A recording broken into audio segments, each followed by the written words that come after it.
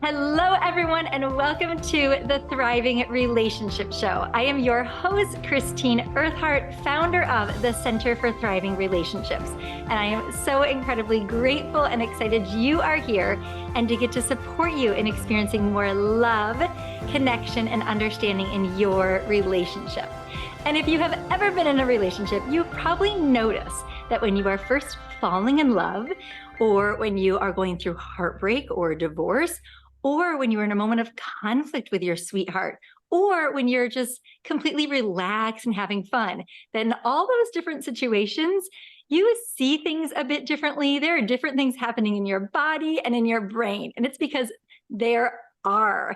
And I found the more I understand what's actually happening in the brain and in my body, I have so much more compassion for myself and others. It feels so validating, so healing. And it really opens up so many possibilities for how we can really navigate it in a way that's much more skillful and much more empowering and helpful. And so if you've been wondering more about your incredible brain, which I find endlessly fascinating, you are in the perfect place, because today's special guest, she explains neuroscience in a remarkable way. She makes it so relatable, accessible, inspiring, uplifting. She is, I'm going to read her bio for you, but she is so well versed, and you're going to leave this episode understanding your brain when it particularly pertains to relationships in ways that we can all relate to in a whole new way. So Alex Nashton is a coach who specializes in using neuroscience and mindfulness to help you rewire your brain to find freedom from fear and more joy. Alex has spent the last 10 years teaching the highly ambitious how to master their own minds. 6 of those years were spent formally studying neuroscience at UCLA. Her favorite part of coaching is supporting her clients in overcoming relationship anxiety, codependency, insecure attachment styles, and increasing confidence in dating. In addition to her one-on-one coaching practice, Alex acts as a mentor and teacher trainer for other coaches, psychotherapists, counselors, and mindfulness teachers looking to cultivate their skill set in supporting individuals with anxiety and other fear-based patterns of behavior. She is endlessly inspired by the human brain's ability to change itself. So welcome, Alex. Thank you so much for being here. Thank you so much for having me, Christine. This is my favorite thing to talk about and teach on. So I feel so grateful for the opportunity to come on and share about the brain and the nervous system with all of your listeners. Thanks for having me. Oh, wonderful. So excited. I have had the great privilege of learning from Alex and attending one of her workshops. And oh my goodness, I told her, I was like, I kept like rewinding, like, oh, I want to like get that. And it just makes sense of so much. So really looking forward to this conversation. So can we start by just hearing what inspired you to dive into studying neuroscience and understanding the brain like you now do? Yeah, absolutely. So I think the first thing that I want to kind of speak to is what you mentioned about going back and rewinding and listening over and over again. And I know that sometimes when people hear the word neuroscience or are introduced to some of the concepts that we're going to be talking about today, there can be a little bit of overwhelm. And so I just want to share with listeners that the best way to absorb this information is just to kind of let it wash over you like a wave and trust that you will catch whatever nuggets of wisdom are most relevant and supportive to you right now. And the rest, you can just go back and listen to the episode again at a later date. What inspired me to study the brain and the nervous system was actually being extremely dissatisfied with my own.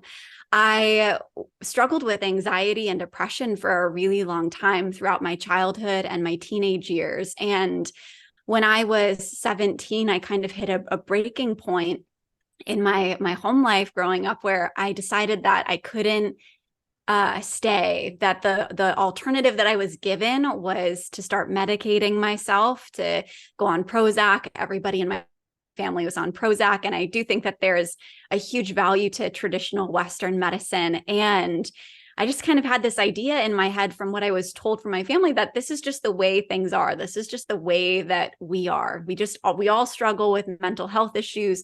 This is just the way that you are too. And I think there was this little rebellious part of me that fundamentally rejected that. So when I was 17, I finished high school early and I moved to New York City. And very, very fortunately, at such a young age, found a meditation teacher that was teaching from a place that was informed by neuroscience. And his name was Alan Finger. And he introduced me to this concept of neuroplasticity, the brain's ability to rewire itself.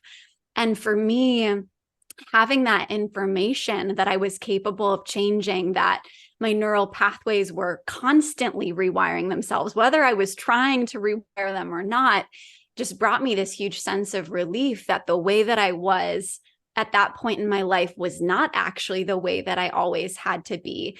And so for me, that sparked this huge passion for mindfulness and meditative practices, as well as the study of the brain and the nervous system as a way of healing myself first and foremost, and then as a way to support other people who are feeling stuck in some of the same things.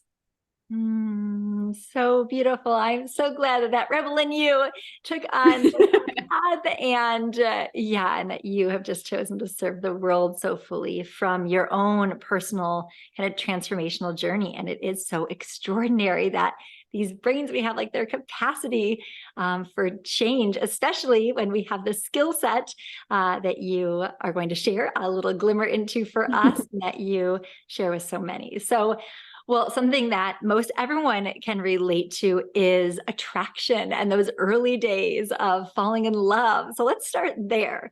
Can you give us a little bit of insight? Like, what is happening in the brain when we're falling in love? And like, why are we attracted to certain kinds of people? Anything about those early stages? Yeah, absolutely. So I think something that's really important to know when it comes to the human experience of falling in love in general, and I want to preface this by saying that normally when I start sharing about and teaching about this, it's a little disappointing for people, because the thing that our brain wants more than anything else, more than it wants us to be happy and fulfilled and joyful, is actually just to survive. Like, number one priority is survival. Number two priority is the survival of our species. So more than it wants anything else, it wants us to survive, and then it wants us to make more of ourselves. So a lot of the neural pathways, a lot of the neural circuitry that we're about to talk about is very, very ancient and is relatively hardwired. Like, we all have the same basic underlying structure that's compelling us to behave in certain ways. And when it comes to love and romantic and sexual attraction, that circuitry is the reward system of the brain. So the system of our brain that's responsible for releasing dopamine. If you've never heard of dopamine before, it acts as your brain's positive reinforcer. So it's the thing that makes eating food feel really pleasurable, because that's something that you need to immediately survive.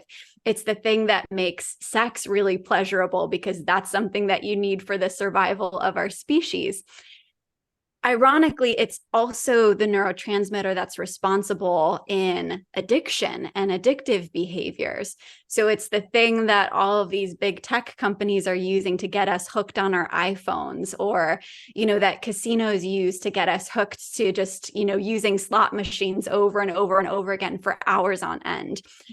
Our reward circuitry compels us to behave in very addictive ways in the early stages of love and attraction to the person that we're interacting with, because from an evolutionary perspective, if we were addicted to the person that we were into, it would make it more likely that we would make babies with them. So that's where this comes from a very ancient, evolutionary source. More immediately, like right now, when we're experiencing attraction, there's this part of our brain called the hypothalamus that kind of lights up and comes online. And in the world of neuroscience, we say that the hypothalamus is responsible for the 4 F's: fighting, fleeing, feeding, and procreation. So I'll let you fill in the blank for that 4th F. But this part of the brain is what's responsible for initializing a lot of our fear response, creating feelings of craving and hunger and thirst. So what cues us into what we need to do to feed ourselves, and then what starts to get everything in motion so that we can move towards another person and hopefully, like best case scenario from evolutionary outcome, make babies with them.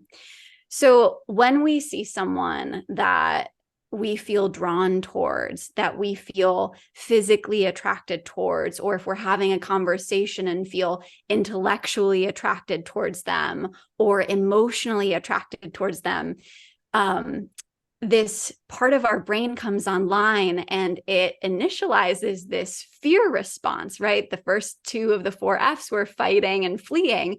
That's your body's stress response. So a lot of the things that we associate with attraction, butterflies in the stomach, the feeling of our heart racing, the feeling of not being able to sleep at night because we're thinking about another person, all of those things are strangely reminiscent of anxiety and stress. We just have a different relationship with it because we're very excited, as opposed to labeling it as fear or labeling it as stressful.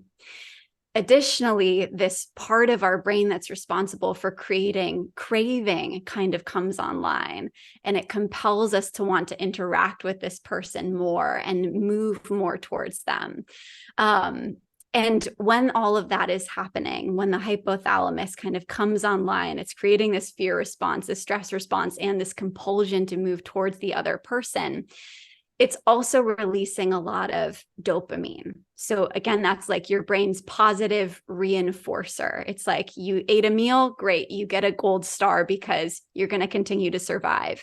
When you see someone that you feel attracted to, or you're talking to someone that you feel attracted to, your brain is giving you a lot of dopamine. It's like, good job. You're getting those butterflies in your stomach. You're making it more likely that you can make more of yourself, that you can clone yourself. Keep going. And that creates this addictive relationship with attraction in and of itself. People can get into really unhelpful behaviors of like social media stalking and Facebook stalking, or like casually stopping by the grocery store that is near the person's house that you feel drawn towards and attracted towards. So the initial stages of attraction that preclude even being able to fall in love with someone are usually really stressful for people. We just don't normally label it like that, and start to initiate this kind of craving and addictive nature that we find ourselves falling into when we're first meeting somebody. Does that make sense? It makes perfect sense. So what would be like an important piece of wisdom for someone? Because why I think it's just for so many reasons to understand the brain, but one is that we don't misinterpret those feelings, right? Like you just brought it right to kind of what's actually happening based on our survival. And it's easy to read into those things and maybe give them a different meaning, which isn't always bad. And what would be like some wisdom if somebody's in that stage, you're having these feelings that like, oh, maybe consider that. What would you say? Yeah. So what I would love to point out to listeners is that our brain is not necessarily selective in terms of who we start to feel these really strong feelings of attraction towards. And because of that, we can get into this kind of addictive cycle with pretty much anybody that's eliciting the like butterflies in our stomach. So I think the first thing that I would share is just to slow down, to really, really slow down, because it's so easy in those early phases to get swept up in this whirlwind. And, just like any other addictive pattern, it's like when you feed it more, the threshold becomes higher. You need more in order to feel the same level of satisfaction from a dopamine level, right? So when we kind of allow our minds to go into this obsessing over the other person, ruminating over the other person, checking their social media accounts over and over and over again, text bombing them or love bombing them or whatever it may be, that can be really, really unhelpful and disorienting from a nervous system perspective, and can lead us to actually falling in love with somebody that may not truly be the best fit for us or even what we're looking for. So I think the first tool that I would give to listeners is just to slow way, way down. And if you find yourself starting to participate in those behaviors of love bombing, text bombing, checking your phone compulsively to see if they've reached out to you, looking on social media, or even just within the container of your own mind, ruminating on thoughts of this person over and over and over again, to pause and take a step back and take a step away and truly redirect your attention back to yourself and back to what your own needs are from moment to moment. Something that I see in a lot of my clients, because I do work with a lot of people who have relationship anxiety and codependency, is a total self-neglect in the early phases. When we become so consumed with like, when am I going to see this other person? Is something going to happen here? Do they like me? Do they not like me? We totally forget to ask ourselves the questions of, do I even like them? Is this somebody that can give me what I'm looking for in terms of a relationship, if I am looking for a relationship? And there is a very mindful component to this of being, I don't like using the word disciplined, because I think some people, or maybe I'm projecting this, some people very similar to me, they hear the word discipline and they're like, no, I don't want to be disciplined. But just within our own minds, looking at, okay, how much time am I realistically spending thinking about this person? And is it detracting me from the other facets of my life that are really fulfilling and nourishing for me? Am I letting this really strong pull that I have towards this person become all consuming? And if that's the case, can I step back and look at, what do I need to do in this moment to take care of myself? Beautiful, beautiful wisdom. So just slowing down and not moving so quickly that we lose touch with ourselves, or not being so focused on them, what they're doing, what they need, who we can be so that they will like us and be attracted to us, and making sure, like, what do we need? What do we want?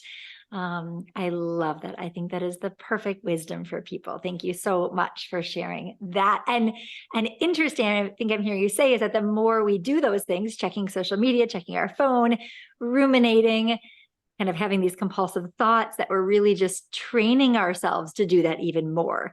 And it can be easily misguiding then to think that like we're really into this person, but maybe we've just, became so habituated to that way of responding to them that we're not even clear. Are we really into them, or we just developed this pattern? Is that kind of what you're saying? Yes, absolutely.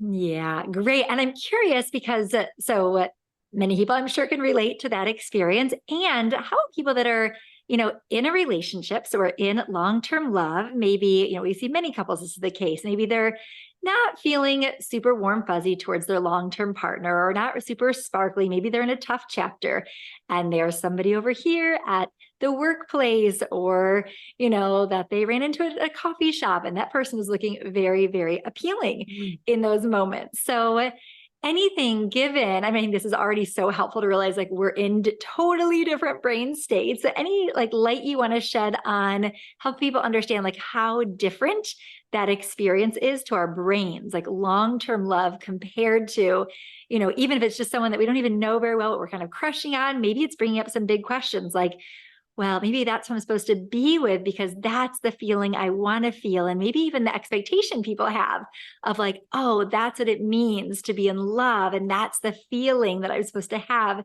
indefinitely. I think that can be very confusing for people. So I would love your wonderful neuroscience perspective on that. Yeah, absolutely. So the first thing that I want to share here is that like we are designed to feel this kind of rush of adrenaline and emotion and this whirlwind in the beginning of relationships, in the same way that, when we look at the brain scans of people who are first falling in love, it looks very, very similar to the brain scans of people who are addicted to cocaine and nicotine. So it's part of our biology. Like we're designed for this rush. We're designed for this whirlwind. And that's a really good thing because it enables us to pair bond and connect really early on and feel like we want to get closer and closer to this person. But that changes over time because one of the things that we're doing when we start to really spend a tremendous amount of time with another person is release oxytocin, which is another neurotransmitter, another neurohormone through our brain and our nervous system. So oxytocin, a lot of people know it as like the love hormone or the cuddle hormone. It's released when we're experiencing safe physical touch. It's also released through sex, especially when we have orgasms. For women who have babies, uterine contractions, similarly to orgasms, but uterine contractions during labor release oxytocin. So it's a thing that enables mothers to feel really bonded to their babies. When we're spending a lot of time with someone, when we're making eye contact with them, when we're supporting them or feeling supported by them. So all of the things that happen when you're falling in love with someone and starting to really nurture a relationship are releasing oxytocin.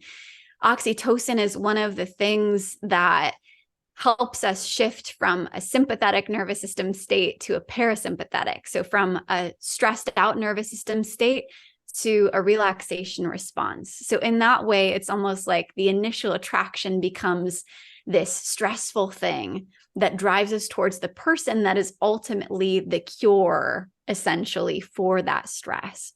So as we get deeper and deeper into long-term relationships, it's really normal to feel more comfortable and relaxed around that person because they are helping us literally soothe ourselves and soothe our nervous systems at a physiological level. So I think the first thing is not labeling that lack of stress, that lack of butterflies as bad. It's actually a super, super normal thing. And when we look at the animal kingdom, of which humans are a part, most animals aren't monogamous. And monogamy, from like a scientific perspective, means one partner for life, like swans, for example. Like they find their one mate and then that's it. They don't have another one. In human beings now, monogamy means one partner at a time, whether that's for 2 weeks or 2 months or 20 years. So the human brain is not necessarily monogamous in the way that once we find our partner, that the thing that enables us to feel attracted and drawn to someone else just shuts off. Like that's not how it works. So something that I've personally experienced in relationships is a lot of feelings of guilt if I had a sex dream about somebody else while I was sleeping next to my partner, feeling like, oh my God, I'm such a bad person. Or I remember, once I was in a relationship, but I was taking this surf class and I was super attracted to my surf instructor. And I had conversations with my partner about it of like, oh my God, I'm feeling so attracted to him. Like, do you hate me? Do you want to break up with me? Does this mean that I'm a bad partner? And he was like, no, like you're just a human being. So I think acknowledging that, we can't shut off the part of our brains that feels attracted towards other people. And the stressful part of the initial phases of attraction will fade as we get deeper and deeper into relationships. And there's also such a significant amount of research showing that the more familiar we are with faces in particular, the more we feel drawn to them and the more we label them as beautiful. So the longer we stay in relationships, the more beauty we're literally capable of seeing in the other person, which I think is just so lovely. But going back to your question, I think not labeling that attraction as bad when we feel it towards somebody else when we're in a relationship and not making it mean anything. Because although we have all of these biological compulsions, we also have so much autonomy and sovereignty and control over ourselves as humans. Like that is what differentiates us from all of the other animals in the animal kingdom. Like we have the ability to choose not to, we have the ability to choose not to go ask the cute barista for her phone number when we're in a monogamous committed relationship. We can choose not to slide into the DMs of some OnlyFans star if we're, like whatever it may be. Like we're able to exercise choice and we don't have to make it a bad thing when somebody else triggers our stress response and our partner isn't at that exact moment in time.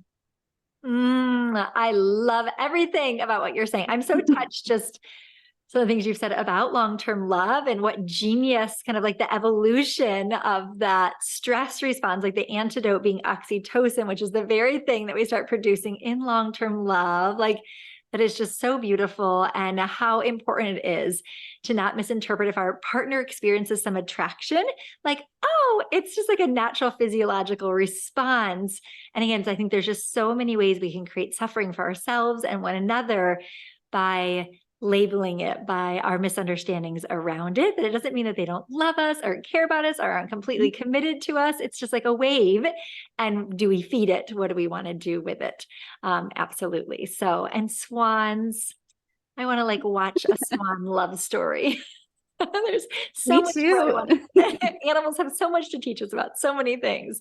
So that is great. Thank you, Alex, for that. And just to know that contrast, if you're feeling that come up, it's like that passes. So that feeling like that if you're in a relationship, you have those feelings and it begins to bring up these big questions like, oh my gosh, I feel so much more strongly towards this person than I do to my partner. Does it mean that we're not meant to be, my partner and I? And oh no, this is just part of, these different stages we go through in the natural progression of relationships with someone. So thank you so much for explaining that so beautifully.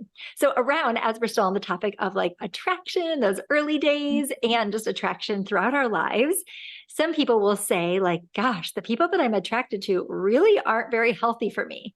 And other people are attracted to, of course, someone that would be very healthy and helpful to bond with. But what would you say about like, where does that really come from, who we're attracted to, and can we change it over time? Like, is there something, with our ability to rewire our minds, can we do that around attraction?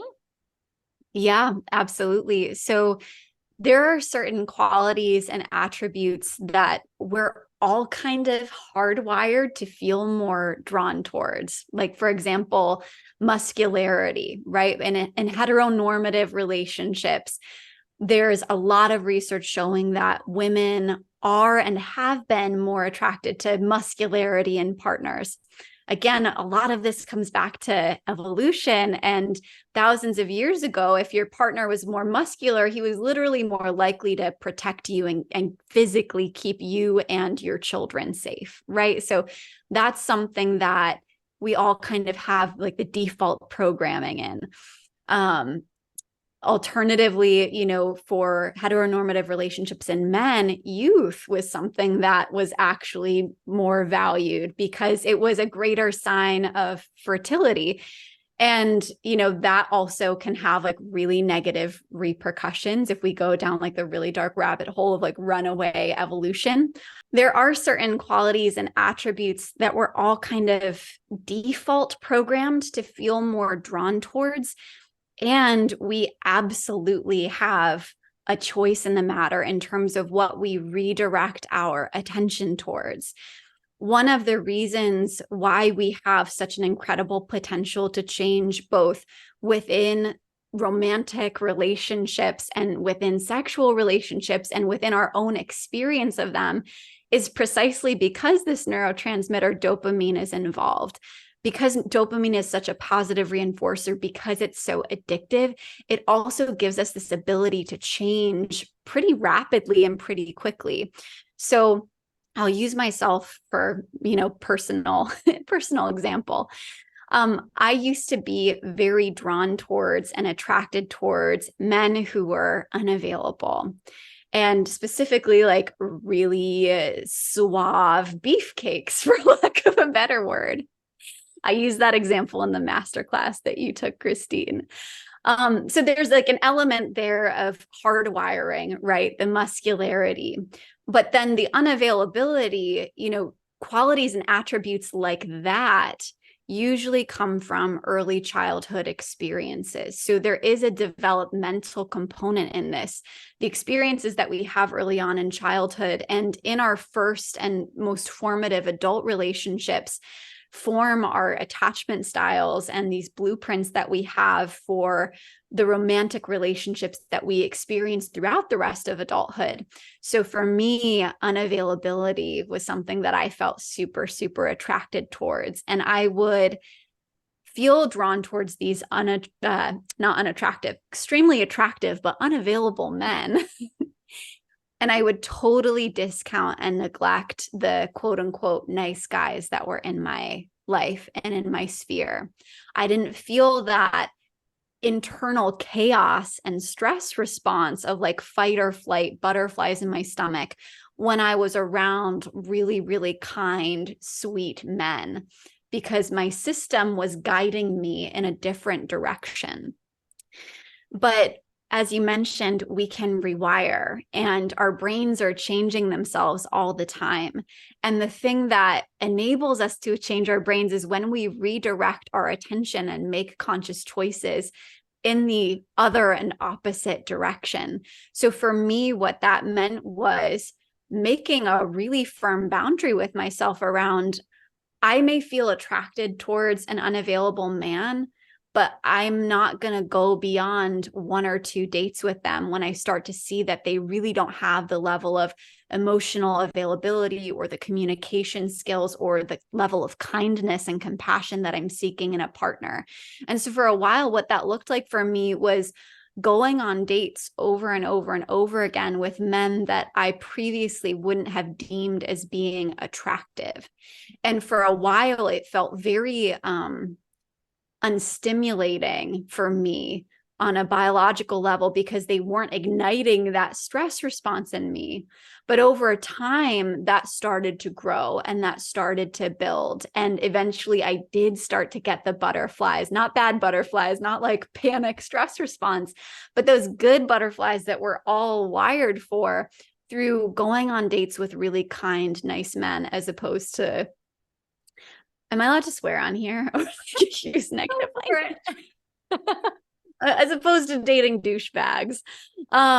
So we can absolutely rewire and change this. And as I mentioned before, one of the things that makes us feel more attracted to somebody is familiarity. And this is something that we see all the time on the dating apps, for example, right? Where a lot of like the younger population is finding new partners. We see a lot of people who are making split second judgments based on how somebody's singular photo looks, or I really hate this one, but what their height is. And we cannot possibly use those things as a barometer for how attracted we feel to somebody, because attraction is something that's malleable and it can change. And if you are really looking for somebody with a good heart who is kind and compassionate and a good communicator, or at the very least growth oriented and wants to work on all of those things with you, that's not something you can decide in 2 seconds. It's something that requires subjecting yourself to conversation. I don't even want to use subjecting yourself because it sounds like you're tolerating or you're enduring a really boring experience, but going into new experiences with an open mind and with a willingness to explore, like, what is the potential here? Can I use this as an opportunity to check in with myself and see, like, do I continue to feel this bored or unstimulated by this person over time? Or is there more and more that I can acknowledge and appreciate with them as time goes on? I think I might have gone down a little bit of a rabbit hole there, but I think it's question. So wonderful. And I think it'll be so helpful and of service to many, many people who, well, either if they're dating and they find that they're attracted to people that ultimately aren't a match for what is going to be supportive long-term, to just start exposing ourselves. It sounds like that's, I thank you so much for sharing your own journey, like just more and more exposure to maybe someone who you intellectually know is going to be a better match for you. And the more familiar you become with that, the more open we become to actually feeling a level of attraction there. So it's just like, rather than unconsciously going to our default, it's like consciously going there, even before we feel it, just putting ourselves in situations where we can then like begin to physiologically open up to seeing the beauty of this other person. So I think that's so great. And then I think it's also just like the best news for someone who's in relationship with someone. You're like, gosh, am I attracted to them enough? And what I'm hearing you say is that it is malleable. Like, it isn't just the static thing that we can actually, so it's 20 plus years in with Brett, and I've truly never been, I'm more attracted to him now than I was when we first met. And it's because I've fallen so in love with like the whole person. And so I just think absolutely that's something that can like evolve and change over time. And if we're perpetually, I found, and in working with couples, it's like if we're perpetually nitpicking the things we don't find attractive in our partner, then we're probably going to find them less and less attractive. But if we're beginning to like focus on all of their kindness, their heart, their empathy, their communication skills, like those things that we deeply love, that becomes more and more and more attractive. Whereas our anxiety about am I attracted enough to them can really perpetuate, feeling unattracted to them. Would you say anything you want to add to that? Yeah, definitely. Well, we hear this phrase all the time, like you will find what you are seeking. And we have all these cognitive biases in place within our own brain that literally filter our perception. If I'll use a non-love and relationship example just to give people some context, but if I have the belief, for example, that rich people are evil, which is something that I hear a lot with my clients who have some money stuff going on, our brains will literally change our perception to only show us examples of people who are doing really evil things that happen to be wealthy and totally neglect all of the amazing human beings out there with a lot of money who are doing really good in the world. In the context of relationships, when we are so hyper-focused on all the things that we don't find attractive about our partners, it literally filters our perception to only see those things more and more and more. So I think there is something to be said about active acknowledgement and gratitude and really looking for all of the things that we do admire in our partners. And that doesn't mean that we completely neglect the things that aren't working. If there's a communication breakdown or there is a fundamental discrepancy in what our personal values are, it's important that we acknowledge the issues, the breakdowns, and take care of them. And I think just homework assignment for everybody listening and everybody on planet Earth, there's so much good that comes from being in a state of active acknowledgement of all the good that we see, not just in our romantic relationships, but in every relationship in our lives.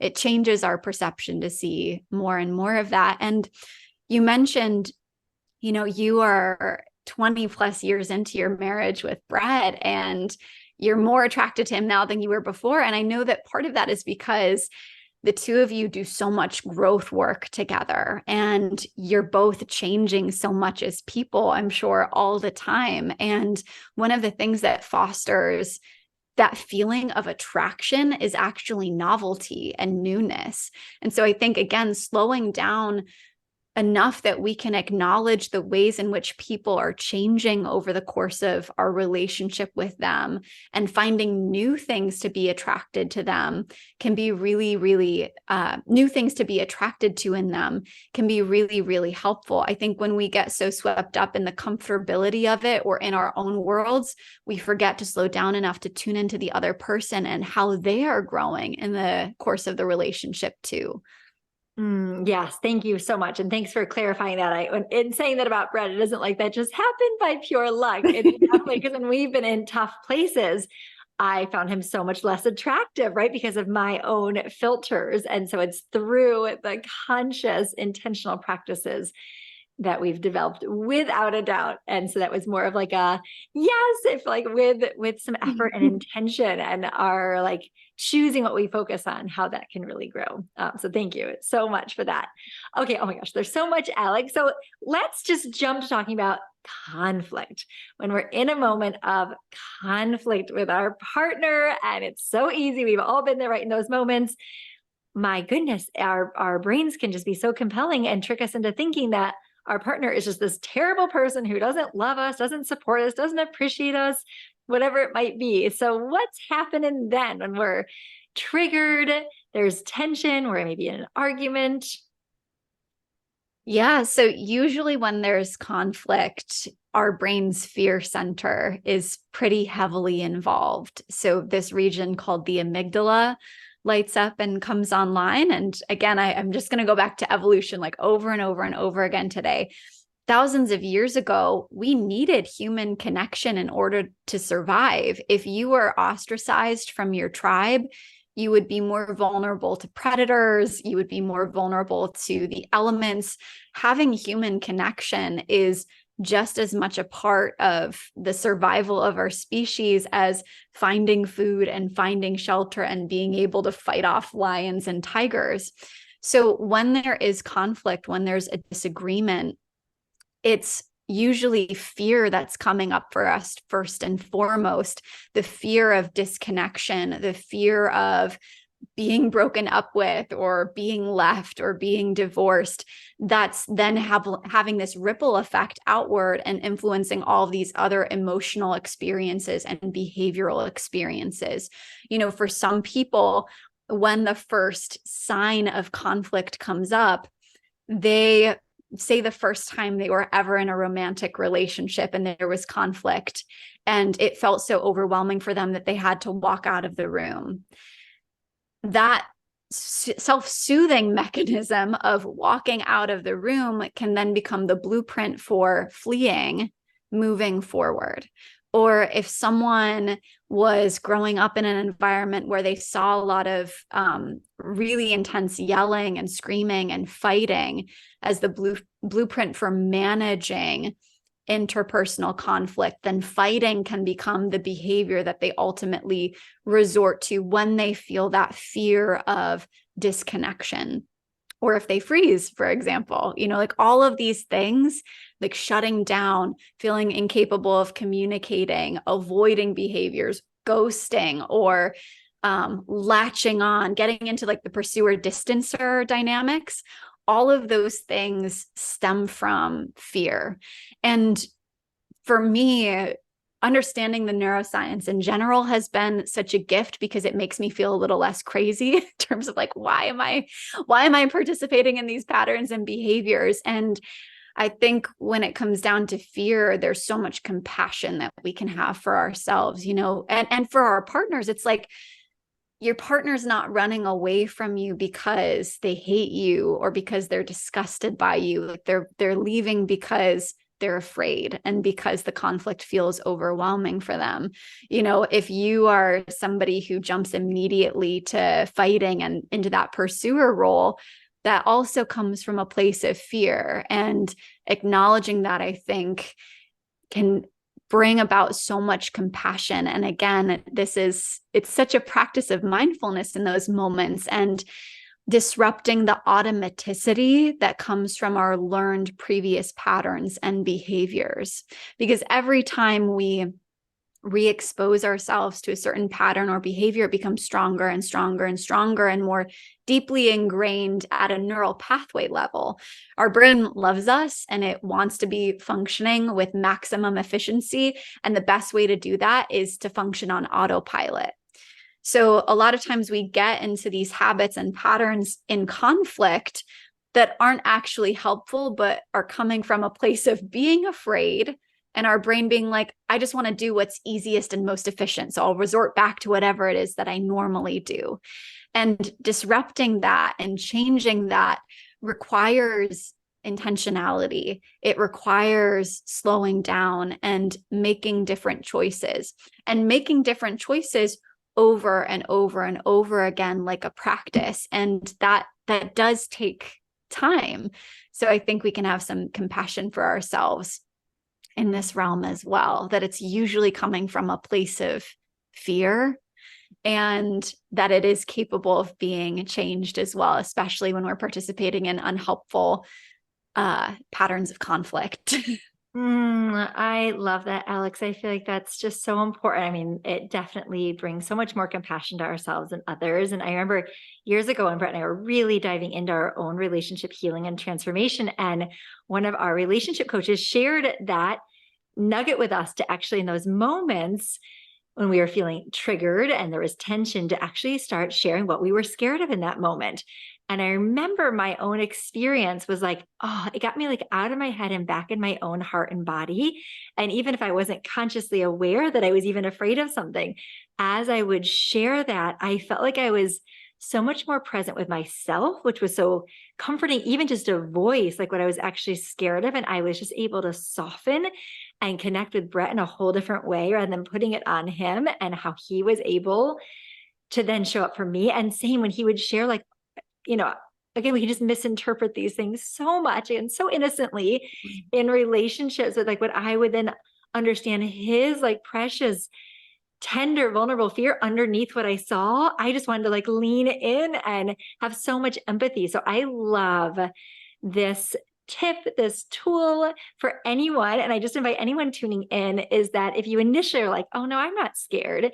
Now we've used this working with couples. It's like, just slow down. I love that insight for people. Slow down and go a little bit deeper, and know that that is a bit of what is really happening in your brain, is that you really are scared. And when we can identify that, it's like, then we can find what's really the medicine for the part of us that's scared, rather than just reacting to their reaction. And then we're reacting to the reaction of our reaction. Like we can get to really with a heart, of something so beautiful that's usually underneath it. So thank you so, so much for sharing that and like grounding that in the brain for people.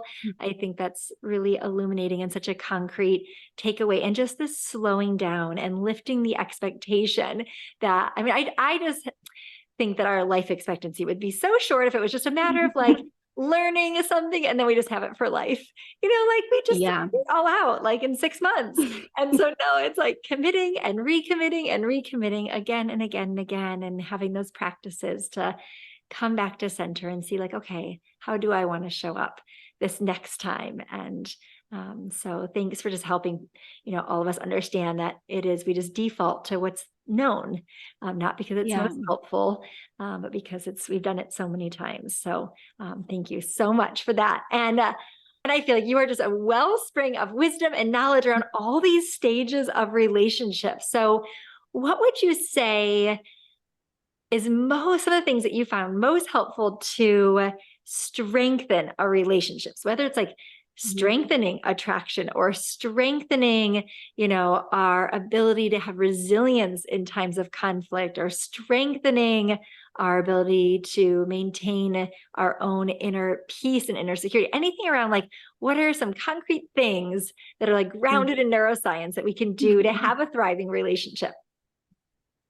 Yeah, so partially grounded in neuroscience and partially grounded in personal opinion. And what I found to be the most helpful for me is, my area of research when I was in school was the fear system and anxiety disorders. And so much of what drives human behavior is fear. Like that, I think that really is our default, but it doesn't have to be. We can act from a place of love instead. And what I think is ultimately required to move through fear, be it in the early stages of a relationship or when you're in a long-term relationship and there's conflict arising, is to face that head on. In the treatment of anxiety disorders, the gold standard is called exposure therapy, which if somebody has like, let's say a phobia of snakes, what exposure therapy would look like is systematically exposing yourself to the experience of a snake. So maybe that's holding a toy snake and then watching a video of a snake and then going to a petting zoo and holding a real one. In the context of relationships and moving through our fear here and the unhelpful patterns that can often spiral off from our fear, I think the most important thing is vulnerability and being willing to expose ourselves early on and later on for the potential of rejection. And I think that that's really counterintuitive for a lot of people, because we all have this idea of like, I need to prove that I'm worthy of love. And in the early stages of romantic attraction, for me, what this has looked like and what I support a lot of my clients in is being willing to be so honest about who you are and show up authentically and advocate for what you want, that the other person has the option to say, no, that's not what I'm looking for right now.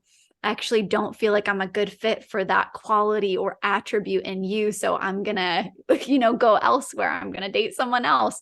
Exposing ourselves early on to the potential for rejection, I think ultimately gives us the opportunity to find the right person faster and set ourselves up for greater success later on, because then we're not participating in all of these shameful or secret behaviors where we're trying to hide facets of ourselves in an effort to get the other person to like us, which ultimately doesn't work anyway, because at some point they're going to find out who you are and how you are, and they're going to opt out if they can't deal with that anyway.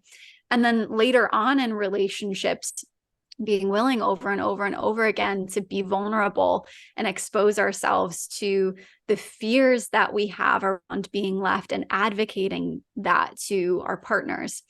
One of the most helpful pieces of advice that I've ever received was from a friend of mine who's a relationship and intimacy coach. And she shared that, I want to make sure I get this right, so let me think on it for 1 second. She shared that the thing that enables us to dive deeper into intimacy is sharing the thing that we fear could potentially end the relationship. So being willing to say the thing that we're terrified to say, and vocalize the things that we're dissatisfied with, and being open to hearing from our partners what they're unhappy with as well, and having to go through all of the self-regulation that comes with that anxiety and stressful experience of having difficult conversations like that, I think really is the most important. It's systematically exposing yourself to the things that you're afraid of through the active practice of vulnerability. That is so perfect. So when we're dating, just being open and like trusting our own wants and needs to, rather than feeling we always have to like adapt to only the parts of us that we feel comfortable sharing. I love that.